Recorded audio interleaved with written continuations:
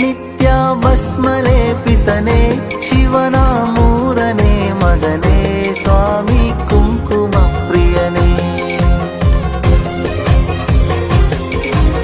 ತಳವ ಕೋಮಲನೇ ನಿತ್ಯ ಭಸ್ಮಲೇಪಿತನೇ ಶಿವನ ಮೂರನೇ ಮಗನೇ ಸ್ವಾಮಿ ಕುಂಕುಮ ಪ್ರಿಯನೇ. ಮಹಿಷಿ ಮರ್ದನವ ಮಾಡಿ ಜಗವ ರಕ್ಷಿಸಿದೆ ನೀನು, ನನ್ನ ಮನದಲ್ಲಿ ನಿನ್ನ ಭಕ್ತಿ ಮೂಡಿಸಿದೆ.